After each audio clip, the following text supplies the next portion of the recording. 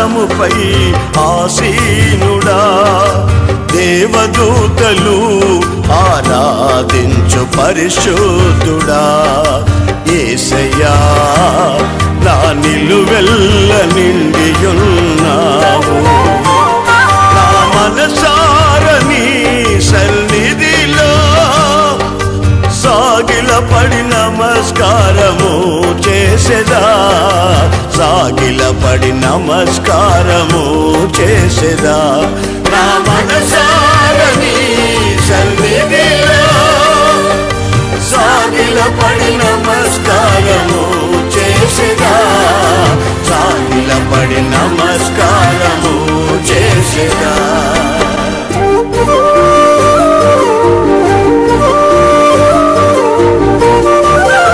మన ప్రభువును రక్షకుడైన యేసు క్రీస్తు అతి శ్రేష్టమైన నామాన్ని బట్టి ఈ శుభవేళ దేవుని సన్నిధిని అనుభవించడానికి, ఆయన మెల్లని స్వరాన్ని ఆలకించడానికి దేవుని సందులు అడుగుపెట్టిన దేవుని జనాంగమైన మీ అందరికీ పేరు పేరున హృదయపూర్వక వందనాలు.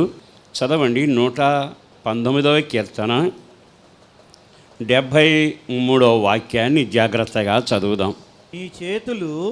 నీ చేతులు నన్ను నిర్మించి నాకు రూపు ఏర్పరచెను. నీ చేతులు నన్ను నిర్మించి నాకు రూపు ఏర్పరచను అని ఈ కీర్తనాకారుడు దేవుని దగ్గర ప్రార్థన చేస్తూ అది జ్ఞాపకం చేసుకుంటున్నాడు. మనం కూడా చాలా సంగతులు జ్ఞాపకం చేసుకుంటాం. మనకు రావలసిన బాకీలైనా, లేదు మనకు విరోధంగా కోర్టులో ఏమైనా జరిగినా, శత్రుముఖ మనకు గాయపరిచిన, అవన్నీ మన జ్ఞాపకాలలో ఉంటాయి. ఈ కీర్తనాకారుడు మనుషుల మాటలను కానీ జరిగిన సంఘటనలు కానీ ఏమీ జ్ఞాపకం చేసుకోక ఒక్క విషయం జ్ఞాపకం చేసుకుంటున్నాడు. మనకు ఈ ఒక్క మాట జీవితంలో గుర్తుండాలి. అదేమిటో తెలుసా? నీ చేతులు నన్ను నిర్మించి నాకు రూపును ఏర్పాటు చేశాను. ఈ రూపం ఆయింది, నిర్మాణం ఆయింది. ఈ కీర్తనాకారుడు ఉద్దేశం ఏమిటంటే, అయ్యా నీ చేతులే కదా నన్ను నిర్మించింది, నీవేగా నాకు రూపుదిద్దింది అంటున్నాడు. అంటే అర్థం ఏమిటి?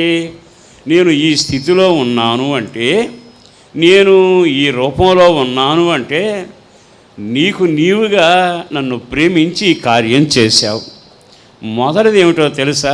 నువ్వు ఎంత పని చేసి నీ రూపాన్ని నాకు ఇచ్చావు, నీవు నాకు వాక్శక్తి ఇచ్చావు, నాకు అవసరమైన ఏర్పాట్లు చేశావు అని. ఇక దీని బాధ్యత నీదే కదా, అంటే దీని అవసరాలన్నీ మీరే తీరుస్తారు కదా, అంటే దానికి ఏది అవసరమో అంతా చేసిన వాడే సమకూరుస్తాడు. మరో విషయం ఏంటో తెలుసా? అయ్యా ఎంతగా నాకు రూపుదిద్దినవాడా, నేను ఈ రోజులో కృతజ్ఞత కలిగి ఉంటానయా అనే ఒక గుండెల్లోని కృతజ్ఞత వానికి తెలియచేయాలి. అంటే ప్రతిరోజు మనం ఈ స్థితిలో ఉన్నాను అంటే ఒక్కసారి కృతజ్ఞతగా ఆయన వైపు చూడాలిగా. నువ్వు మాట్లాడే మాట ఉందే, నువ్వు చేసే పని ఉందే, నువ్వు సంపాదించిన సంపాదన కానీ, నీకు ఇచ్చిన రూపం కానీ, ఇదంతా ఆయనను బట్టి కలిగిందిగా. అందుకని మన వ్యక్తిగత జీవితంలో కృతజ్ఞత అనేది మన జీవితంలో ఉండాలి. ఇదంతా నిర్మించిన వాడు ఆయనే గనక నా సొంత ప్రయత్నాలతో దీన్ని నేను నడిపించను, నా సొంత ఆలోచనతో నడిపించను. ఇది నీది గనక నీవు జరిపించాలి, ఇది నీది గనక నీవే నిర్వహించాలి, ఇది నీవు చేసావు గనక నీకు నేను వందనాలు చెబుతున్నాను అని ఒక కృతజ్ఞత కలిగిన మనసుతో మన జీవితం ఆయన చేతిలో పెడితేనట నిర్మించిన వాడు ఎలా నడిపించాలో అలాగే నడిపించను కాక. కీర్తనాకారుడు రాసినట్టుగా అనాల్సిన మాట ఏమిటి తెలుసా? దేవా, నీ వైపు నా కన్నులు ఎత్తుతున్నాను, యజమాని వైపు దాసుడు దాసి కన్నులెత్తినట్టుగా నీ వైపు నేను కన్నులెత్తుతున్నాను. అంటే అర్థం ఏమిటి?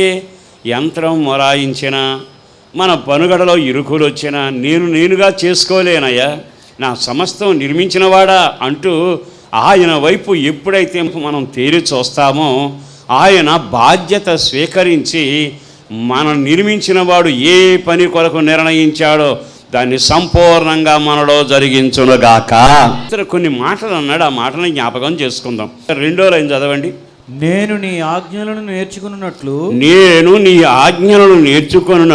నాకు బుద్ధి దయచేయము. ఇప్పుడు ఈ జీవితం సవ్యంగా నడవాలి అనుకున్నా, నీ కుటుంబం దీవెనకరంగా నడవాలి అనుకున్నా, నీ వ్యాపార వ్యవసాయం దీవెనకరంగా నడవాలి అనుకున్నా, నీ ఆధ్యాత్మికమైన పయనం దీవెనకరంగా నడవాలి అనుకుంటే నిన్ను నిర్మించిన వానికి చెప్పవలసిన మొదటి మాట ఏమిటో తెలుసా? దయచేసి నాకు బుద్ధిని కలుగచేయి, నాకు బుద్ధిని దయచేయి. నీ ఆజ్ఞలు గ్రహించే బుద్ధి ఉండాలి, నీ లేఖనాలు గ్రహించే బుద్ధి ఉండాలి, నీతేదో సత్యమేదో గ్రహించగలిగిన బుద్ధి ఉండాలి, వెలుగేదో చీకటేదో గ్రహించగలిగిన బుద్ధి ఉండాలి. నేను వెళ్ళే మార్గం ఇరుకైందా గరుకైందా దారి తప్పానా అని గ్రహించగలిగేందుకు నీవు నీ ఆజ్ఞల మార్గంలో నేను వెళ్ళడానికి గాను నాకు బుద్ధి దయచేయుము. ఎప్పుడైతే ఒక విశ్వాసి తన కుటుంబ క్షేమం కొరకు ఈ మాట దగ్గర మోకరించగలగాలి. మానవుని జీవితం పతనమయ్యేది బుద్ధితోనేగా. బుద్ధి తక్కువైందట, దేవుడు లేడు అంటూ మాట్లాడాడట. ఒక వ్యక్తి తన బుద్ధిహీనతను బట్టబయలు చేసుకుంటూ ఇదంతా నాదే కదా అని పాత విప్పి కొత్తవి కట్టి ఏదో ఆర్భాటం చేయబోయాడు. అతని బుద్ధి లోపం వలన, బుద్ధి లోపం అంటే ఏమిటి? దేవుని ఎడల ధనవంతుడు కాక తన యందే ధనవంతుడై తన కొరకే ధనం అనుకుంటూ పైన సాగించడం. అంటే అతనికి బుద్ధితో పని లేకుండా వ్యవహరిస్తూ వచ్చాడు. ఓ రకంగా చెప్పాలి అనుకుంటే బుద్ధి అంగడిలోకి వెళ్ళిపోయి బజారులోకి వెళ్ళిపోతే ఆ ఇంట్లో ఎంత గొడవ వచ్చిందో తెలుసా? ఏమంటాడు తెలుసా? నాది నాకు ఇచ్చేయి, నేను వెళతాను, అన్యులతో ఆడతాను, నా ఇష్టానుసారంగా చేస్తాను. బ్రతిమిలాడి ఎంత చెప్పినా వినకపోతే అది కాస్త పంచిచ్చేశాడు. పంచిచ్చేశాక వెళ్ళిపోతే ఆర్భాటం సంబరం అంతా అయిపోయిన తర్వాత ఏమైంది అని అడిగితే చినిగిన బట్టలను, చెదిరిన జుట్టును, ఆకలి కేకలను, అవస్థలు తప్ప వెంటబడ్డవాళ్ళు, పొగిడిన వాళ్ళు, తిన్నవాళ్ళు, వచ్చిన వాళ్ళు అంతా శూన్యమైపోయింది. కారణం ఏమిటో తెలుసా? దైవ మార్గం ఏదో గుర్తుపట్టలేని బుద్ధిహీనత. ఇంకా కొంచెం మనం ముందుకు వెళితే బుద్ధిహీనత అనేది ఎక్కడ ఉంటుందయ్యా అంటే వాళ్ళని పలకరిస్తే దేవుడు ఉన్నాడా, దేవుడు ఎక్కడున్నాడు అంటూ విర్రవీగే గర్వంగా మాట్లాడి బుద్ధిహీనతలుగా వాళ్ళు మార్పు చెందడం వచ్చారు. మరో విచిత్రం ఏమిటో తెలుసా? బుద్ధి లేనివాడట అది పాతాళానికి వెళ్ళే మార్గము, పరలోకానికి వెళ్ళే మార్గం తెలియదు. కానీ బుద్ధిమంతుడైతే పాతాళ మార్గమును తప్పించుకొని మోక్షమునకు పోయే మార్గంలో నిలబడతాడు. అందుకని ఈ కీర్తనాకారుడు నేను నీ ద్వారా నిర్మించబడ్డాను కదా, నీవే కదా నాకు రూపుదిద్దింది, నా తల వెంట్రుకలు లెక్కబెట్టింది నీవే, నా చేతి గీతను ముద్రించిన వాడవు నీవే, నా గడియలు లెక్కబెట్టిన వాడవు నీవే కదా. ఇప్పుడు నీ ద్వారా నిర్మించబడిన నేను, నీ రక్తం ద్వారా కడగబడిన నేను, నీ పేరు పెట్టబడిన నేను ఈ పయనాన్ని సాగించడానికి నాకు నీవు లేఖనాల ప్రకారం నడిచే బుద్ధి దయచేయుము. దేవునికే మహిమ కలుగునగాక. లేఖనాలు గ్రహించకపోతే మనం బుద్ధిహీనుడు, వాక్యానుసారం నడవకపోతే బుద్ధిహీనుడు. కనుక నేను బుద్ధిహీనున్నా మీరు బుద్ధిహీనులా అని బోసర్థం పెట్టి చూస్తే అర్థమైతే వచ్చేది ఉండదు. కానీ ఒక్కడ మాత్రం ఉంటుంది, ఎవరు దేవుని ఆజ్ఞ ప్రకారం నడవరో వాళ్ళు బుద్ధి లేని వాళ్ళని. అందుకే ఆయన అంటున్నాడు కదా, లేఖనాలు గ్రహించగలిగిన బుద్ధి నాకుంటే. లేఖనం జ్ఞానంతో నింపబడింది, లేఖనం ఆజ్ఞ ఆత్మచేత నింపబడింది. ఆ ఆజ్ఞ పరలోక సంబంధమై ఉంది, అది ఆత్మకు మేలుకరమైన మార్గం. అందుకని ఇతగాడు మొదటగా ప్రార్థన చేస్తున్న ప్రార్థన ఏమిటో తెలుసా? ఈ ఆజ్ఞలను నేను నేర్చుకున్నట్లుగా నాకు బుద్ధి కలుగొచ్చి. ఆ తర్వాత వాడు పెద్దవాడు అవుతాడట, అటుగాని ఇటుగాని తొలగడట. అందుకే ఆ బుద్ధిగా పాలతో తల్లి నేర్పితే మోషే పెద్దవాడయ్యాక ఓ చక్కని మాట అన్నాడు, అల్పకాల పాప భోగాలను బట్టి నేను సంబరపడటానికి ఇష్టపడట్లేదు. రాజుగారి సింహాసనమా, ఆస్తియా, మరొకట, ఏదైనా నాకెంతకాలం, కానీ నాకు కావలసింది నా దేవుని ప్రజలతో నేను శ్రమ అనుభవిస్తాను. నిజంగా అతనికి దేవుడు అనుగ్రహించిన బుద్ధి ఎంత గొప్పగా కనబడుతుంది. ఈ రోజున నీ కుటుంబం పచ్చగాను, నీ బ్రతుకు ఆశీర్వదకరంగాను, అన్యుల మధ్య ఆశీర్వదకరంగా ఉండేటట్టుగా నీకైనా, నీ కుటుంబానికైనా, నీ జీవితానికైనా నిన్ను రూపుదిద్దిన చరిత్ర కలిగిన ఆ దేవునికి మహిమకరంగా ఉండాలి అనుకుంటే ఈ రోజున ప్రభు పాదాల దగ్గర పడి చెయ్యవలసిన మొదటి ప్రార్థన ఒక్కటే, నాకు ఆజ్ఞల ప్రకారం నడవటమును ఆజ్ఞలను నేర్చుకోవటానికి నాకు నీవు బుద్ధిని దయచేయుము. దేవునికే మహిమ కలుగునగాక. రెండో మాట మీ జ్ఞాపకం చేస్తాను. నీ వాక్యం మీద నేను ఆశ పెట్టుకుని ఉన్నాను. రెండోది ఏమిటో తెలుసా? నేను ఆశ పెట్టుకుంటానయ్యా. ఎవరి మీద ఆశ పెట్టుకుంటాను? లోకులైతే డబ్బుల మీద ఆశ పెట్టుకుంటారు, ఇంకొంతమంది అయితే రథాల మీద ఆశ పెట్టుకుంటారు, మరి కొంతమంది అయితే స్థితి మీద తెలివి మీద ఆశ పెట్టుకుంటారు. నా ఆశల్లా ఒక్కటే, నీ వాక్యం మీదే నేను ఆశ పెట్టుకున్నాను. నిజంగా అది ఎంత ఆశీర్వదకరమైన మాట. రెండవది, పైన సాగడానికి ఆశ ఏదైనా ఉంటే ఆయన వాక్యం మీదే నేను ఆశ పెట్టుకుంటున్నాను. వాక్యం మీద ఆశ పెట్టుకుంటున్నాను అన్నాడు కదా.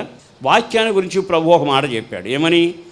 ఆకాశం పాటు తప్పినా, భూమి బద్దలైనా, మరో సంఘటన జరిగినా నా వాక్యములో ఒక్క పొల్లైనను మాటైనను సున్నాయినను గతించవు. అంటే దాని అర్థం ఏమిటి? గతించనివి, నిరంతరం ఉండేవి, నిలబెట్టుకునే వాక్యం ఉందే, ఆ వాక్యమైన దేవుని మీద మనం తప్పక ఆశ పెట్టుకుందాముగాక.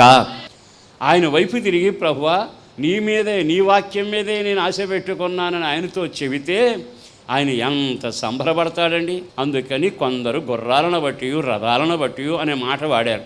కనుక ఈరోజు నీవు దేవుని చేత నడిపించబడుతున్న సహోదరి సహోదరులారా, మన ఆత్మీయ పయనం, కుటుంబ పయనం, ఆర్థిక పయనం, వ్యాపార వ్యవసాయ రంగం వర్ధిల్లాలి అనుకుంటే, రెండవది నీవు ఆశ పెట్టుకోవాల్సింది ఏదైనా ఉంటే ఆయన వాక్యం మీద ఆశ పెట్టుకొని నువ్వు ప్రార్థన చేయడం మొదలుపెట్టు. కొన్నిసార్లు చేసి మర్చిపోతాం, ప్రార్థన చేసి వదిలిపెట్టేస్తాం, అయిపోయింది.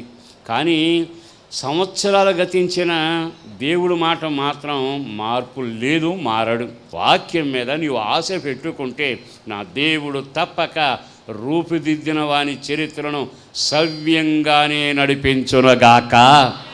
అస్తవస్తమైపోయింది నా కుటుంబం అనుకున్నావు, కానీ రూపుదిద్దే వారి చేతులు ఉన్నాయిగా. రూపుదిద్దే మాట అని ఎందుకు చెప్పాడో తెలుసా? మన కుటుంబం బద్దలైపోతుంది, కానీ ఆయన రూపుదిద్దగలిగిన వాడు. గోడలన్నీ పడిపోయాయి, యెరూషలేము కూలిపోయింది, కానీ ఆయన రూపుదిద్దుతూ వచ్చాడుగా. అంతా పతనం అయిపోయింది, తుఫాను పడవను అడ్డం తిప్పేసింది, ఓ రకంగా తెరసాప తినిగిపోయింది, అంతా గందరగోళం అయిపోయింది. ఒక్క మాటతో మళ్ళా రూపుదిద్దాడుగా. ఆ రూపుదిద్దే దేవుడు నీకు దేవుడై ఉన్నాడు గనక ఆయన మాట మీద ఆశ పెట్టుకొని ఏ సమస్య వచ్చినా నువ్వు మోకాళ్ళ మీద పడి ప్రార్థన చేసేటప్పుడు నీ మీదే నేను, నీ వాక్యం మీదే ఆశ పెట్టుకున్నానయ్యా అని చెప్పి, ఆశ అంతా విఫలమైపోయినా సరే నీకు కార్యము తప్పక జరుగునగాక. ఒక్క క్షణం యెహెజ్కేలు గ్రంథం 37వ అధ్యాయము 11వ వాక్యం చదువుతారండి. అప్పుడు ఆయన నాతో ఇట్లనెను, నరపుత్రుడా ఈ ఎముకలు ఇశ్రాయేలులందరినీ సూచించుచున్నవి. వారు మన ఎముకలు ఎండిపోయిను, రెండవది మన ఆశ విఫలమాయను, మనము నాశనమైపోతుంది. వీళ్ళు పలికే 3 మాటలు ఏమిటో తెలుసా? ఎముకలు ఎండిపోయాడు, రెండవది ఏమిటో తెలుసా? ఆశ విఫలమైపోయింది, మూడవది ఏమిటో తెలుసా? నాశనం అయిపోయాము. కానీ నా దేవుడు ఎంత సమర్థుడో తెలుసా? వాక్యాన్ని పంపాడు అక్కడ. దైవజనుడా యెహెజ్కేలు, వాక్యమును ప్రకటించు, నేను చెప్పిన మాటలా ప్రవచించు, నేను చెప్పినట్లుగా వారి మీద ఊదు, నేను చెప్పినట్లుగా నా వాక్యాన్ని విడుదల చేయి. అలాగూ ప్రవచించగానే ఆ వాక్కు లోయలోకి వెళ్ళిందట. ఎండిపోయిన ఎముకలు, ఆశ లేకుండా పోయిన బతుకులు, నాశనమైన కొంపలు అన్ని తల్లకిందులైపోయేట్టుగా అదే లోయలో అద్భుతం చేస్తే వాళ్ళంతా లేచి నిలబడ్డారట. వాళ్ళ గురించి రాయబడింది ఏమిటో తెలుసా? అదే అధ్యాయంలో జాగ్రత్తగా చదువుతాం. 10వ వాక్యం చదవండి. ఆయన నాకు ఆజ్ఞాపించినట్లు నేను ప్రవచింపగా జీవాత్మ వారిలోనికి వచ్చెను, వారు సజీవులై లేచి లెక్కింప సఖ్యముగాని మహాసైన్యమై నిలిచిరి. వాక్యం మీద ఆశ పెట్టుకుంటే ఆ వాక్యం మరలా కొత్త రూపానికి ఇవ్వబోతా ఉంది. భయానకమైన సంఘటనలు జరిగిన దేవుడు నిన్ను సైన్యంగా, సజీవ సైన్యంగా లేపి నిలబెట్టగలిగిన వాడు. అందుకు ఈ కీర్తనాకారుడు అంటాడయ్యా, నీకు వందనాలయ్యా, నీ చేతులేగా నన్ను నిర్మించింది, నీవేగా నాకు రూపునిచ్చింది అని చెప్పి ఆయన గణపరుస్తూ, ఇక మీదట నాకు బుద్ధి దయచేయ్యా, ఈ బుద్ధితో నేను ఆజ్ఞల ప్రకారం నడుస్తాను, నేను క్షేమంగా ఉంటాను. రెండవది, నేను వాక్యం మీద ఆశ పెట్టుకుంటాను. దయచేసి నా జీవితంలో ఎంత ఎండిపోయినా కొత్త రూపం నువ్వు ఇవ్వగలవు, ఎంత బద్దలైన కాపురమైన అద్భుతంతో నువ్వు సరి చేయగలిగిన వాడవు. ఆశ విఫలమైపోతే ఆశను చిగురింపజేసి నిన్ను తలగా ఎత్తి అనేకుల మధ్య సాక్షిగా నిలబెట్టి నిరీక్షణకు ఆధారం లేక విఫలుడు నిష్ప్రయోజకుడు అయిపోయావు అనుకున్న నా దేవుని హస్తం నీ కొరకు చాపబడును గాక. నీ నిమిత్తం నా దేవుని మాట విడుదలవును గాక. చూడండి, ఆ కీర్తనకారుడు రాసిన ఆ కీర్తనలో మరొక మాట మీ జ్ఞాపకం చేస్తాడు. 119:74 రెండో లైన్, నీ యందు భయభక్తులు గలవారు నన్ను చూచి సంతోషింతు. తర్వాత ఒక మాట ఏమంటాడు తెలుసా? నీవు నీ చేతులే నన్ను నిర్మించాయి కదా, ఇప్పుడు జనం నన్ను చూస్తారు. జనం నన్ను చూసినప్పుడల్లా నీ యందు భయభక్తులు కలిగిన వారందరూ నన్ను చూచి సంతోషించుదురుగాక. అంటే దాని అర్థం ఏంటో తెలుసా? ఇంతటి ఎండిపోయిన ఎముకను కూడా దేవుడు ఎంత గొప్ప కార్యం చేశాడు అని, అతనికి చేసిన దేవుడు నాకు చేస్తాడుగా అంటూ మహిమపరుస్తూ, నిన్ను బట్టి వాళ్ళకి నిరీక్షణ కలగాలి, నిన్ను బట్టి వాళ్ళకి ధైర్యం కలగాలి, నిన్ను బట్టి దేవునికి మహిమ కలగాలి, నిన్ను చూసినప్పుడల్లా సంబరపడగలగాలి. అనేకుల ఆనందం కొరకే ప్రభు చేతులు నిన్ను నిర్మించాయి. ఈ విషయాన్ని ఎన్నడూ మర్చిపోబాకండి. బైబుల్ లెక్క ఎవడో తెలుసా? నీ వలన నిన్ను చూసిన వారందరికీ సంతోషం కలుగునగాక, నిన్ను చూసిన వాళ్ళంతా సంబరపడుదురుగాక. ఒకే మాట, అతడు పుట్టుట వలన అనేకులకు ఆనందాన్ని సంతోషాన్ని కలుగచేసిన దేవుడు. యోహాను గురించి లోకాసువార్తలో రాయబడినట్టుగా మనం గమనించి మన పుట్టుక వలన అనేకులకు సంతోషం కలుగునుగాక.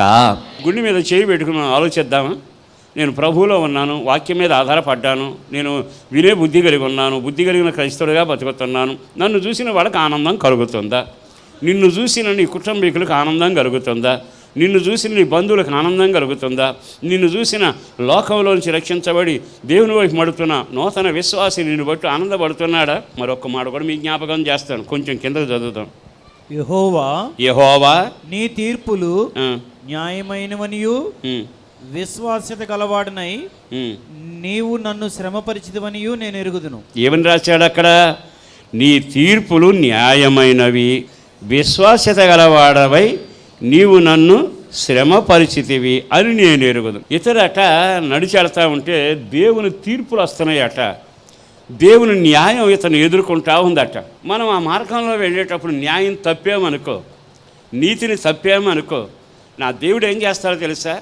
అరే, నేను నీతి న్యాయంతో నడవడానికి కదా ఇతను నిర్మించింది, కానీ ఇతడు నీతి న్యాయం తప్పుతున్నాడు కదా అని వెంటనే శ్రమపరచడం మొదలుపెట్టాడట. దేవుడు మనకి ఎప్పుడైనా శ్రమ కలుగచేశాడు అంటే ఆయన ఆశేవుడు తెలుసా? నేను నిర్మించిన వాడును, నా చేతులతో రూపుదిద్దిన ఇతడు పొరపాటున కూడా రూపం చెడగొట్టుకోకూడదు.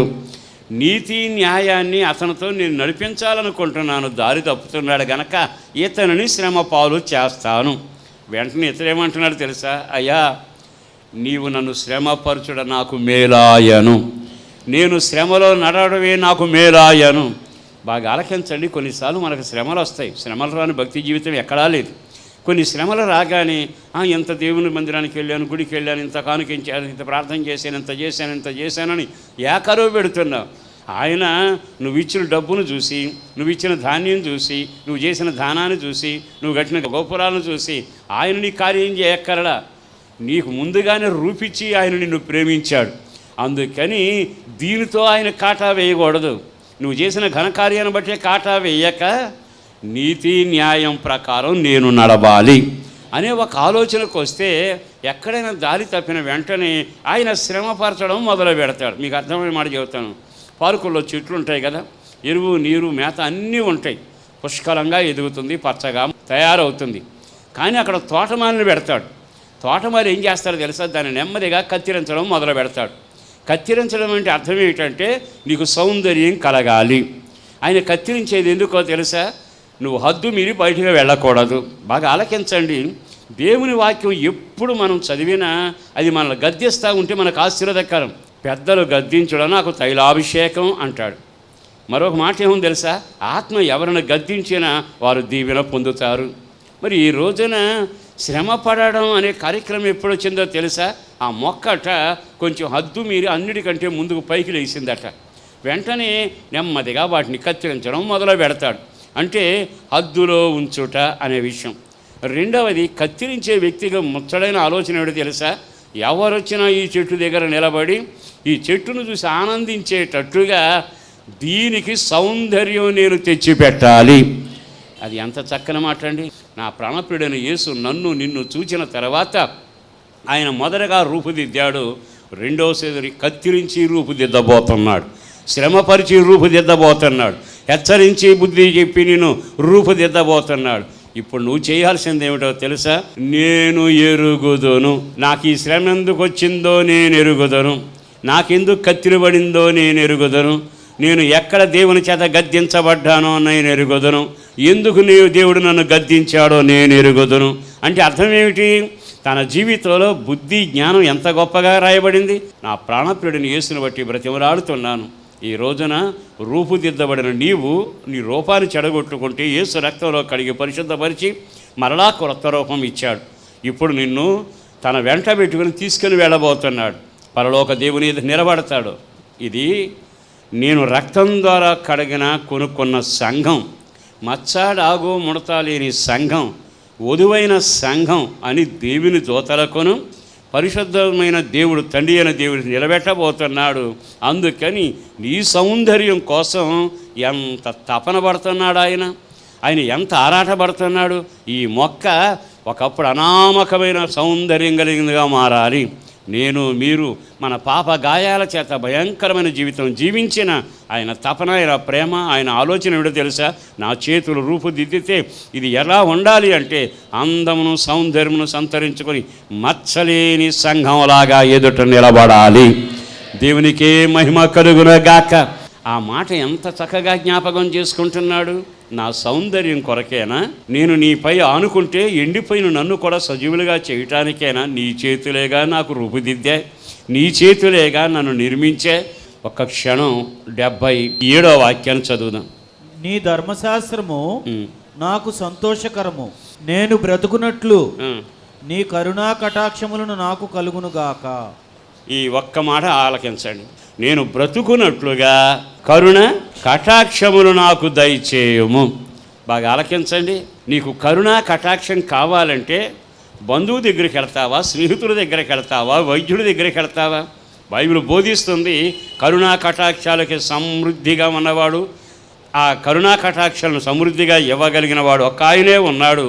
ఆయన పేరు నజరేయుడైన యేసు. నిన్ను నిర్మించిన వాడే కరుణా సమృద్ధి, నిన్ను నిర్మించిన వాడే కరుణా కటాక్షాల చేత నీ కిరీటం పెట్టగలిగిన వాడు. అందుకని నువ్వు బ్రతకాలి అనుకుంటే తప్పనిసరిగా కరుణా కటాక్షములు ప్రభు ద్వారా నీకు దక్కునగాక. జ్ఞానం దయచేయి అన్నాడు, నీపై ఆశ పెట్టుకున్నాను కార్యం చేయి అన్నాడు. నిశ్చయముగా నువ్వు నన్ను కత్తిరించడమే మంచిదయ్యా, సౌందర్యానికి నడిపించు అన్నాడు. అన్నిటికంటే నన్ను చూసినప్పుడు జనానికి ఆనందం కలిగేట్టుగా నన్ను నీ చేతుల్లో పెడుతున్నానయ్యా, కనుక నీవు నన్ను నడిపించు.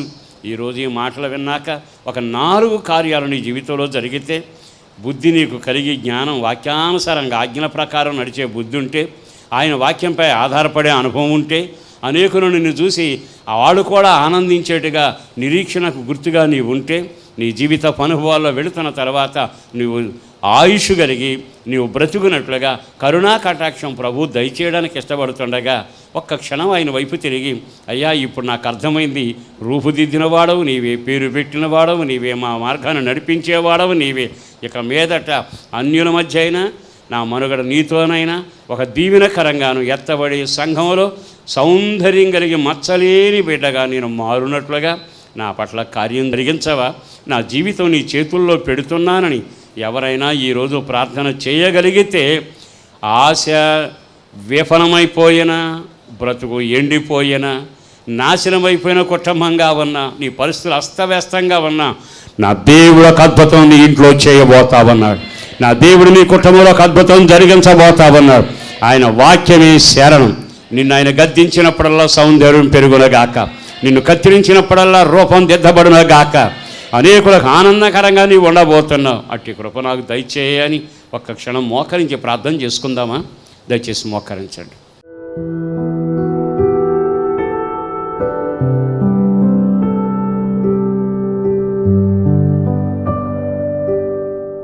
ఆరాధ్య దైవమా, నీకు వందనాలయ. అపారమైన నీ ప్రేమ కొరకు ధన్యవాదాలు. ప్రజలు నీ యందు ఆనందించడానికి, మేము మీ సన్నిధి అనుభవించడానికి, నీ అభిషేకం చేత నింపబడడానికి బలమైన బాహును ఘనమైన కార్యాలు జరిగించినందుకు వందనాలు. ఆరాధనలో పాలు పొందిన వారందరి మీద నీ కనుదృష్టి నిలవాలయ్యా. కుటుంబాల మీద నీ చెయ్యి చాపబడాలి. నీవు కార్యాన్ని చేయబోతున్నందుకు వందనాలు.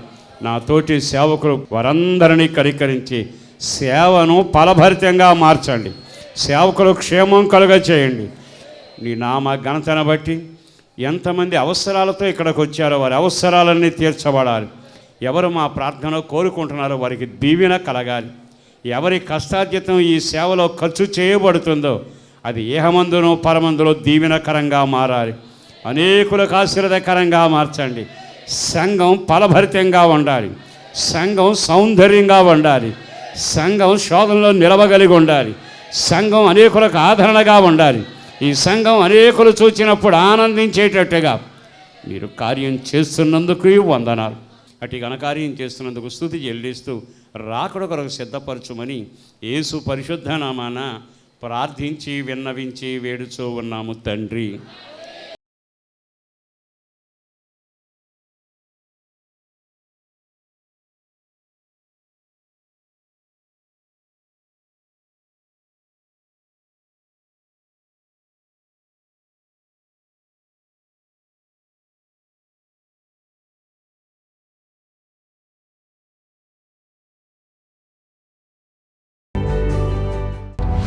సంపూర్ణ రాత్రి ఉపవాస ప్రార్థన ప్రతి నెల 15వ తేదీ రాత్రి 9 గంటల నుండి హోసన్నా మందిర్ హనుమాన్ జంక్షన్ నందు జరుగును. రండి, మీ దుఃఖ దినములు సమాప్తములగును. ఆదివారం మా ఆరాధనా సమయం ఉదయం 10 గంటల నుండి మధ్యాహ్నం 1 గంట వరకు హనుమాన్ జంక్షన్ హోసన్నా మందిరమునందు జరుగును. పరిశుద్ధాత్మ స్వస్థత కూడిక ప్రతి శనివారం రాత్రి 7 గంటల నుండి 9 గంటల వరకు హోసన్నా మందిరం హనుమాన్ జంక్షన్ నందు జరుగును. మీ ప్రార్థనా వసతుల కొరకు మమ్ములను సంప్రదించవలసిన మా చిరునామా పాస్టర్ దేవదాస్ గారు, హోసన్నా మందిర్, న్యూస్వీడ్ రోడ్డు, హనుమాన్ జంక్షన్, కృష్ణా జిల్లా, ఆంధ్రప్రదేశ్. మా ఫోన్ నెంబర్లు 08656242751. మరి ఒక నెంబర్ 9440772772.